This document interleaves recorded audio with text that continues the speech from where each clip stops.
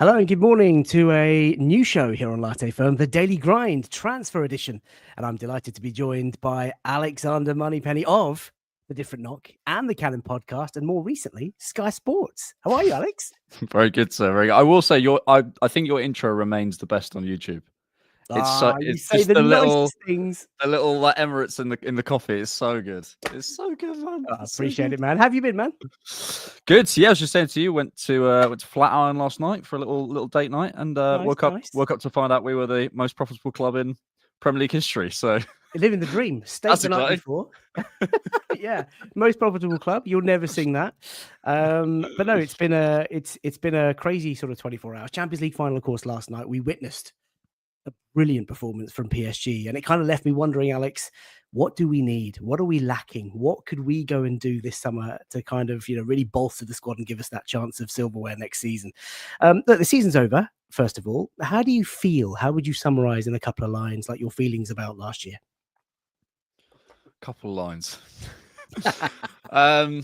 Look, people know me. I'm a relatively positive fan. I think it's the closest I've been to sort of throwing my toys out the pram. I won't lie, and just going like, oh, because it's the frustration of no matter how much you want to throw field tilt numbers and XG graphics and most profitable team, however much you want to say it hurts. It really hurts me to not be winning stuff, and that's really frustrating. You then have to try and put your more logical head back on and go, no, come on. But it was really painful. So I think I'm still there, and I'm hoping for the transfer copium to lift me up. Look, there's lots of signs of progress, but mate, we're seeing a tunnel coming up if we're not careful. That I'm not sure we come out of. So I hope we do the right stuff this summer. Yeah, I hope so too. Listen, if you're tuning in for the first time to Latte Firm, this is a new show, the Daily Grind Transfer Edition. We're going to do daily sort of short features on rounding up Arsenal transfers, Arsenal news. We're going to try it for the summer holidays, and I'm really delighted to have you on, Alex. I want to get your thoughts on Andrea Berta, what you think his challenges are going to be. We'll start off with that, and then we'll go through your wish list. I've got some slides as normal where we'll just talk about defensive options, midfield options, and centre forward options, and then some quick fire questions toward the end, maybe from the chat as well, about who you might expect to see joining us. So if you don't mind, I will share my screen as I normally do, and I want to start with the new sporting director, Andrea Berta, coming into the club. He's got a big season. Oh, I love that photo. It's so cold. So cold. Look at that. So look at his sartorial elegance. I've called it a summer of expectation, Alex, because it feels weird. Every season, every window, we always go into the window thinking, this is it. This is the summer. This is the window. But we fumbled the bag so badly 12 months ago. There is an air of optimism, of course, as we always feel, but there is an air of expectation because we have to go big and we've got to make a statement. How do you feel? Yeah, well, you kind of said it there. I think I'm always cautious of, just because Eddie's out the door, not just going like, well, he was the problem. Eddie was the problem, and finally we're gonna be perfect. But I begin to, you hear reports and stuff, and the stuff you hear, and you start to go, okay, it sounds like we were trying to get a striker last summer, and that didn't happen. Obviously, left halfway through the season. We're maybe not as far down the line with certain contracts as we want to. We lost Chido Obi and Aiden Heaven and stuff. You look across the club and you start to go, okay, there's probably a little bit of room for improvement, and hopefully Berta can do that. Look,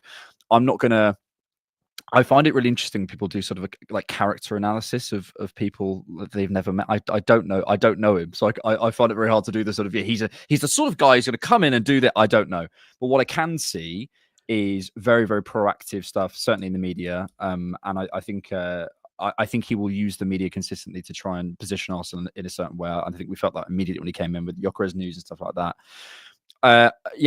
What I see is a lot of proactivity. What I see is a lot of progress on a lot of fronts. Zubimendi news coming, the Gabriel contract stuff coming in, the links to Šeško, the links to Gyökeres, etc., etc. It feels like a lot of moving parts. For me, as sporting director, however you think it needs to work, for me, it's about creating as many options as possible for then a recruitment team and a manager to say, okay, this is what we're going for. And again, from what we know as fans, it feels like he's creating us lots of options and lots of people that we're speaking to before someone goes, him. Sounds like we've gone that with Šeško, and credit to him. And he looks good, and that's more important. He does look absolutely suave. I mean, it's ridiculous. Listen, there's been a lot of stories coming out around, reported sort of difference of opinion, breakup between Arteta and Berta already. Covered this on the sort of Late Night Lounge, which is a Friday show that we do on this channel. And actually, I think disagreement, not seeing eye to eye, is a good thing. I think that's healthy. I don't want a yes man. We've had club legends before in that sort of role, and we saw how it all kind of unfolded with Edu last summer and Jason Aid. Jan. I want someone to come in who has a bit of an aura, a bit of gravitas and experience behind him, that sort of caliber to really keep Arteta on his toes and have those challenging conversations around direction of travel for not only the men's team, but also youth players. But it's a big summer. Kieran Maguire has obviously just broken on the BBC website that we've got at least £200 million to spend. And Berta has experience of signing big players for big fees at Atletico Madrid, Alex. So there's a real air of optimism around the club. What I want to do is go through the kind of squad very briefly, talk about, future sort of outgoings, but also, players and profiles that you might think we might want to add. And starting at the back, the obvious thing is obviously celebrating David Raya's second Golden Glove Award back-to-back in 2 seasons, which is phenomenal, which obviously means that Arteta's going to go out and replace him. He's such a lunatic, but we love him. Look, Neto's gone. He played 1 game out in Girona in midfield. And he obviously didn't play. I know he didn't play for us at the Emirates. We need a backup goalkeeper, or do we need a number 1? What's your thoughts? If the second coming of Manuel Neuer is available on the market, maybe you do it. But I think for me, there's so much to do this summer. I basically, my position is I think we have 8 positions that we can fill.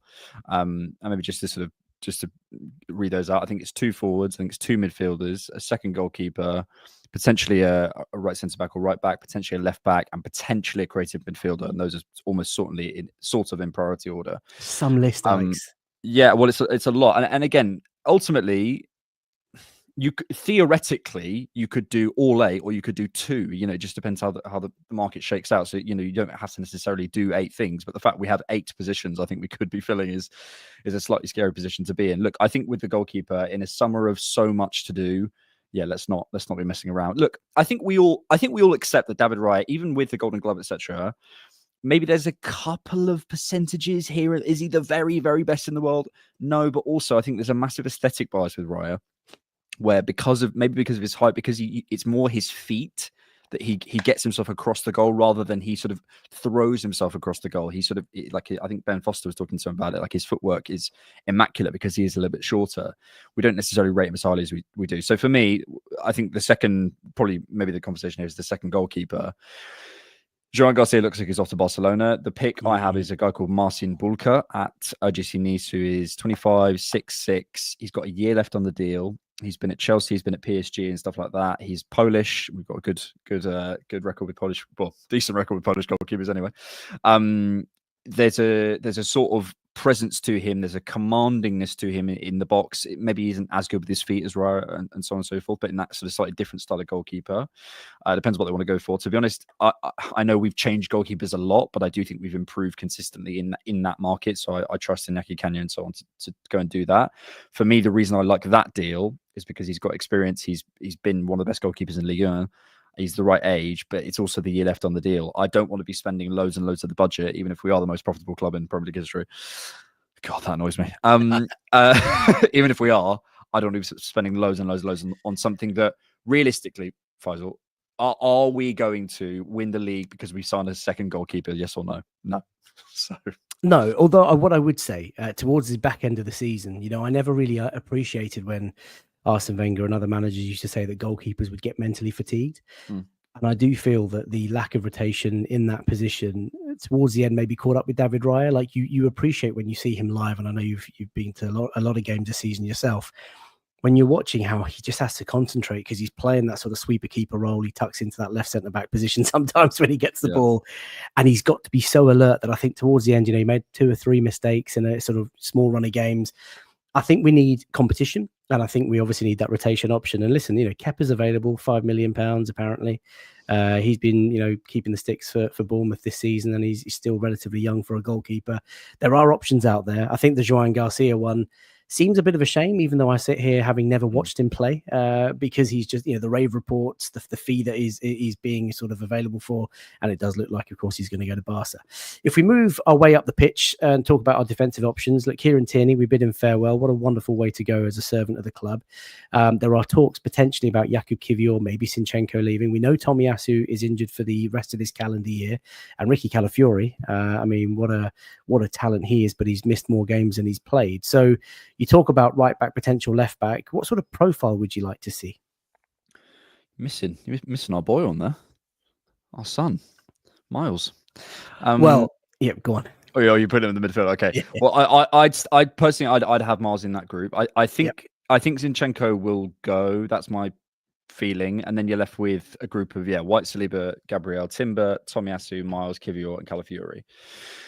I think for me, then it depends on two things. It depends on what you want to do with Tomiyasu, and it depends on what you want to do with Kivior. I think with Tomiyasu, I said this in a recent video. Me, as Alex, as a soft Arsenal fan from Bournemouth, I want to keep Tomiyasu because I'm really attached to the talent, and I think it's very hard. And to be honest, there is some football stuff to that as well. He's a very versatile talent. The fact that he can play in all four positions across the back line, he is a brilliant defender. Remember that Sevilla game in 23-24, I think it was, maybe early 23, where it wasn't the preseason game, the Champions League game when we were away, and he was inverting as a left fullback, and he was brilliant. He was absolutely brilliant. He was like timing his runs superbly, and like I really want that talent to work. I would sort of love, I mean, even the links to Dean Huijsen tell you something. I would sort of love the club to be as ruthless as they can be here. Probably the compromise I would make is a sort of right centre back, right back prospect, something like that. So you're not relying on Tomiyasu, but also so you're not caught short if he just doesn't get himself fit. But equally, you're not spending millions and millions and millions and millions to only, to not do, but basically to get him back as well. And I think Dean Huijsen might have been that guy, but that would have gone over what I would have expected. So maybe the club feel differently. There's a guy at Anderlecht called Giancarlo Simic, who I like, who defends very, very well. I was put on some fairly recently, sort of that low sock, athletic, get in front of you, but so almost Timber-esque in that way. The question is always translation. It's very, very difficult. I was at the playoffs for Wimbledon a couple of weeks ago, and there's a guy called Joe Lewis who's 25, and he looks unbelievable on the Wembley pitch. So it's difficult to say, but he has really good numbers. And then there's Mosquera. I think it's at Valencia people talk about, and various players. I don't know, honestly. How do you feel about Tomiyasu? Oh, we did a sort of keep, sell, release show on Friday, and I think the general consensus was that, the right thing to do is to stick by your players, someone who's just been so unfortunate with injury. And we talked about the mental challenges around Tomiyasu. Most of his family are overseas. He's in the UK, and recovering from such an injury can be quite solitary sometimes. So, we just wish him all the very best. And of course, it's not his choice. He wants to play football. And when he plays, we know how good he is, Alex, and that's the most frustrating thing. It's not a case as if we're sort of flogging a dead horse here because he can't do it. We know what he's like on his day. So I think we keep him. I think the club will probably let him go next summer. We'll see how his recovery is sort of January onwards, because that's the sort of scheduled recovery time. But got a lot of sentimental attachment to him. But unfortunately, sentiment doesn't really have much place in football. So the pressure is on Arteta, the pressure is on Berta, the pressure is on the club to go out and win silverware with that crop of players. And I know Miles Lewis-Skelly's not on there, but Tomiyasu and Calafiori, you can't really rely on availability-wise. Zinchenko's probably not going to get much game time, and Jakub Kivior has done great. But when Gabby's back, he's probably not going to get a look in the team. I agree with you. I think fullback position is probably where we need to think. Another versatile, another Urian Timber, someone who could play right back, left back, along the back four would be fantastic. But of all the squad, actually, if I may move on to midfield, of all the squad, I do feel that defensively we're probably best stacked. I think we're really short in midfield, Alex. When you think about Jorginho, who's just been released, I've dropped in Ethan Nwaneri into here because there's a reason for that. We'll come on to forwards. I've put Fabio Vieira in because obviously he is on loan. He's ripping it up in Portugal as he was before we bought him. But I think we're really short. And we're going to talk about Martin Zubimendi. I know you do some awesome scouted videos with our boy George on your channel. But just tell me how you feel about midfield generally. And also, just to close on that, Thomas Partey will sign a new deal next week. Yeah. A very quick final thought just on the defense. I think for me, maybe the right option is basically what you said, is another versatile player who can cover for Calafiori, who maybe if Kivior moves on, Tomiyasu, there's a lot of sort of moving parts, but we do have a really great core defensive group, and we shouldn't forget that. Okay, yeah, midfield. I think so. There was some numbers that came out from Athletic that I've referenced a few times now about basically firstly the Premier League has become the most counter-attacking league in the world, despite probably what most people think is La Liga or maybe the Bundesliga, probably would people's guess. In terms of goals scored from fast break shots, the Premier League is top. In terms of running and intensity, fast sprints, repeated sprints, pressing intensity, teams like Bournemouth, Brentford, etc.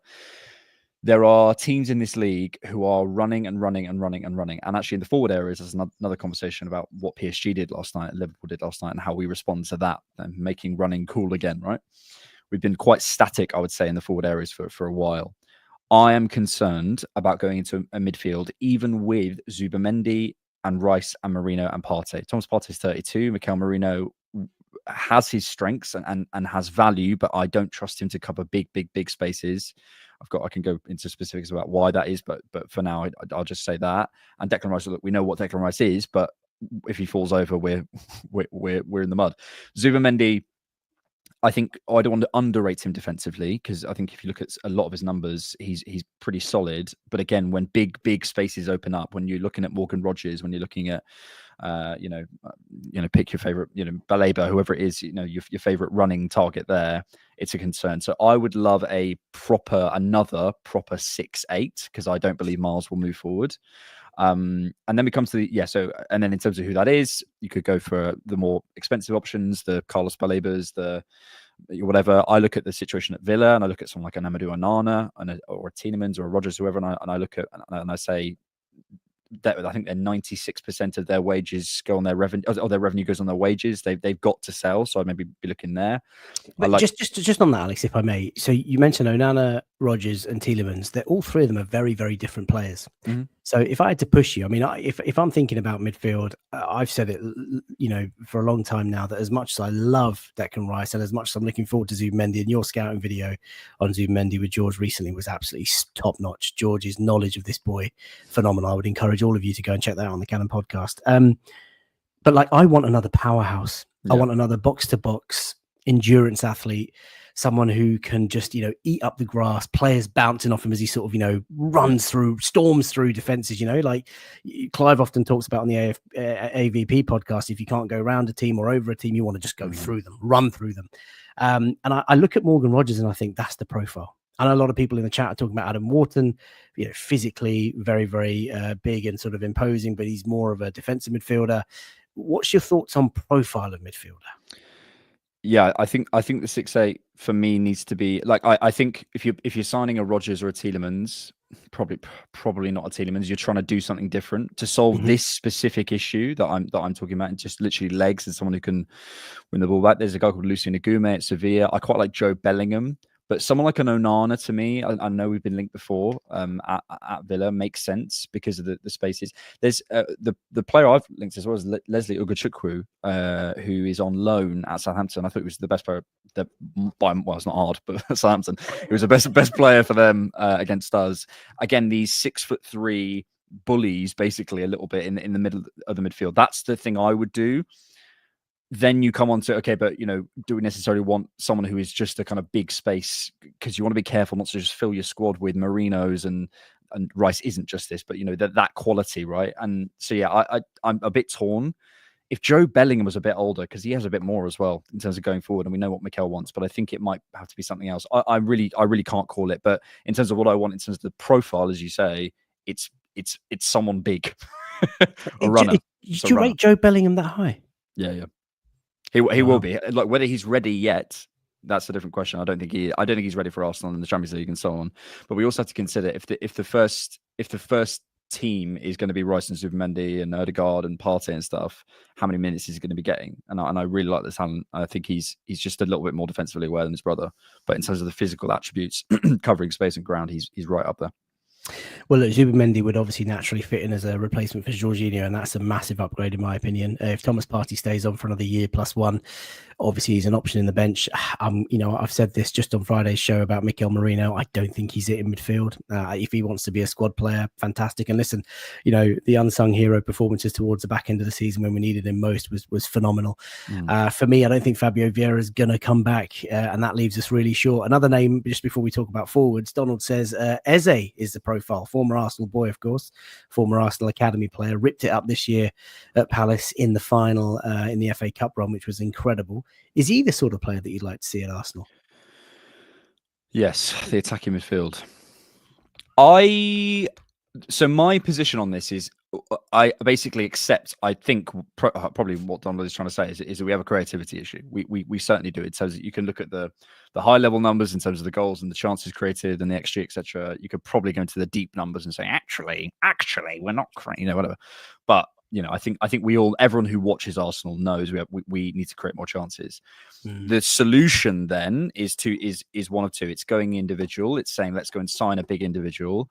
But for me, the individuals that we need to sign to just on their own boost that is the Musialas and the Ezes, who are going to cost us so much money. If we can do that, listen, if we can get everything we need to get done in the forward areas, get everything we need to get, I'm asking for a proper big 6-8, right? I'm asking for more defenders. I'm asking for a second goalkeeper. If we can then, on top of that, go and sign Eze, fair enough.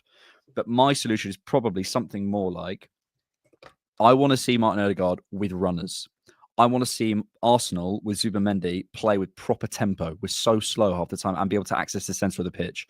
I want us to be able to play with a Benjamin Šeško with proper physical athletes up front who can make those runs in behind and the hang time and that sort of stuff. The creativity for me is a whole team thing. I think it's the same with goals. People go, well, we're missing goals, so let's go and sign a guy who scores goals. Well, what if we tried to get 5 more goals out of Saka and 5 more goals out of Martinelli and 5 more goals out of that? For me, that's the way I look at it. As I say, am I turning down Eze if we can afford it? Absolutely never. But I think there's bigger outlays we need to do that are more obvious holes. And I personally think Vieira will come back and probably have another season with us. And I think Odegaard, Vieira, Waneri, we know Rice can play there. We know Miles can play there. Max Dowman, Marino. You can get through a season, I think. Saka, I think, has a future there as well, potentially. I hear what you're saying. But you know what, Alex? You just sort of triggered me by saying we can get through another season. For me, I think the time has come now. The pressure is so high on Mikel. You've got club legends like Thierry Henry speaking very openly, very honestly about the frustrations about, the continuous build and how tall the building is, etc. There is no time. We cannot, I don't think, afford to get through another season. It has to be this window and it has to be next season. Otherwise, I mean, this time next year could be very, very awkward for quite a lot of us, and in particular for Arteta. So, a lot of people talking about Waneri. Can he be the? He looked great in cameo appearances this season. Didn't get a run of games towards the back end for whatever reason. Is he going to be the answer as depth centrally? Could Fabio Vieira come back and maybe ignite his brilliant form in Portugal? Is Dowman going to be someone who comes in and plays maybe 5-10 games as a kid? It's too big a risk. For me, I talk about a runner. I want an established Premier League proven, ideally sort of number 8, box to box, left side preferred. I do want creative options. Mateus Cunha is a great player. I know he's going to end up at Manchester United, but I think he's a really talented boy and very strong, technically very good going forward as well. Just a really, really top player, that sort of profile. And I'm not sure we can rely on some of those players, but there we are. So if we move towards the forward end, just to kind of sort of wrap up your thoughts and sort of get some names towards the end and how much you think we're going to spend. Obviously, the big story at the moment is the pursuit of a number 9. You mentioned Benjamin Šeško. Where's your head at out of these two? I think Gyökeres, I mean, maybe it goes back to what you were just saying. I think Gyökeres comes in and maybe in the sort of first 5 to 10 games, we all go, wow, what have we signed here? I just think over the course, ultimately, Arsenal Football Club continues beyond the 25-26 campaign. And I think Gyökeres would score many, many goals for Arsenal in certain ways, but I also think he'd limit us in other ways. And this has always been my position. It's not that I think he's a bad player. He gets a lot of his goals coming from out wide to in. Don't think he'd have those spaces. He gets a lot of those goals sort of basically on the transition, which again isn't particularly how we play. He's not particularly good in the air, in my opinion. He has a venomous shot, absolutely. I think he'd score some goals in terms of being a poacher, but then the sort of the creation of the play, like Kai Havertz does, I don't think he has in terms of when he drops into midfield and tries to build up. It's just not. It's not at the level, in my opinion. I put it like this. I'm not saying Benjamin Šeško on his own is enough in the forward areas. It's not. So what we need, in my opinion, is we need to look at the striker market and be serious and go, okay, what centre forwards are actually available? And, for some reason, Victor Osimhen is just off the table. So, okay, fine. And, for me, I'd be looking at Victor Osimhen as a surefire bet, but okay. If Šeško is your guy, that's fine. And there's so much to be excited about with Šeško, genuinely. And he will, like, we did some scouting on him. And honestly, the fundamentals of this kid is insane. Please, I'm not plugging myself, just for yourself, go and watch him doing whatever you need to do. Just watch him in the midfield, watch his feet, watch his ball striking, watch his technique, watch his power, watch his running. There's so much to work with there. But is Šeško going to come in and score 20 goals? Probably not. So we need another win now forward on top of him. And that would be, for me, my pick would be a Rodrigo, if we can do it. I think honestly, you're looking outside. Bradley Barcola was on the bench for PSG last night. I'd be trying to tempt him. I know people will laugh at this name, but Ollie Watkins is not up there with those guys. But if you said to me Watkins and Šeško plus you spend big on creative midfielders in the 6s and 8s, I might be like, okay, I could probably deal with that. Sorry to interrupt you. I was going to ask you about Ollie Watkins because I think there is a bargain there to be picked up for a very short-term stint.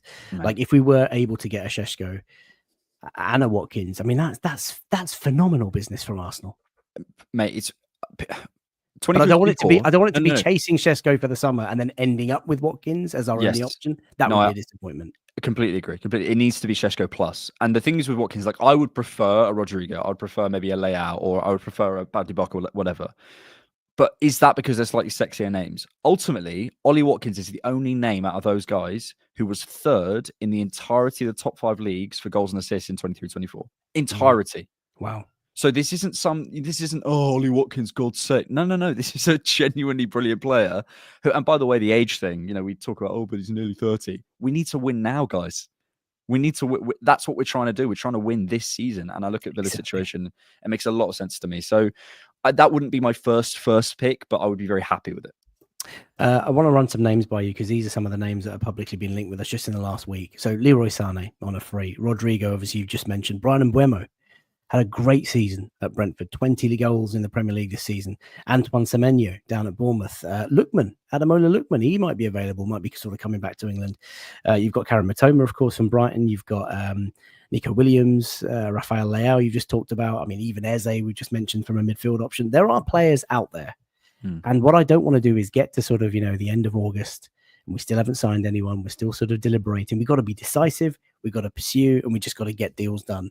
If I were to push you and say 2 players or 2 positions, so obviously a centre forward and obviously a wide player, presumably a left winger, is that what you're looking at? So if I had to sort of push you on 2 names, who would you want? My names are Šeško and Rodrigo. Those are my 2. I think they're the perfect complement for so many different reasons.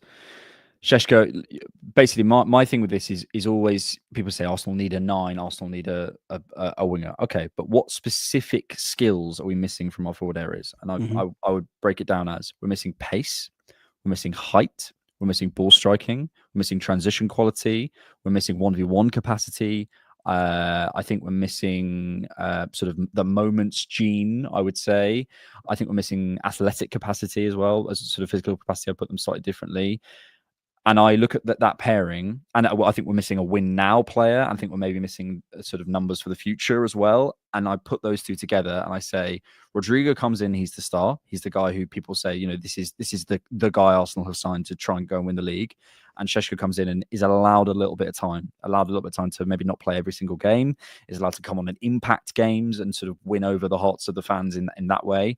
But honestly, I think I was talking about this with George. Šeško one of his big problems, and actually George wrote this down brilliantly. His big issue under contact is he goes for the ball first. He goes for the ball. He doesn't think about you know that Miles thing where Miles gets in front of you and plants himself, then he goes for the ball. Šeško's the other way around. So he's going for the ball all the time. He's getting knocked over. 6 months in training with Saliba and Gabriel. As long as he's not the guy expected to come in and win us something now, at the end of the season, sort of, I would say from January onwards, I think we could expect a big leap from Šeško. But immediately you get Rodrigo who comes in and lifts us. Technically, what he can do with the football, we need that. We need that. Like it really is like just in someone who I think we lack that sort of quality of being able to do whatever you want with the football. And Rodrigo has that. He can just do whatever he wants with the football. And that's really, really exciting. It is exciting. Listen, the goal comparison on the right-hand side, lots will be sort of made out about that because obviously Gyökeres has played in Portugal and Šeško playing in Germany. Stats, obviously great to read on paper. For me, I described it, Alex, as, we've got so many forward options. It's like us, having been starved for years, just stood at the front of the buffet line, deliberating over chicken, beef, lamb, or, tofu, whatever it is that people want to eat. And we're just being so indecisive. I think there are players out there. Let's just go out and get the business done. And to lots of people in the chat that are sort of saying, where are these players going to play and how many minutes can you give all of these players? I don't think you can ever be too stacked. And I think, Mikel Arteta has taken criticism for not winning a domestic cup.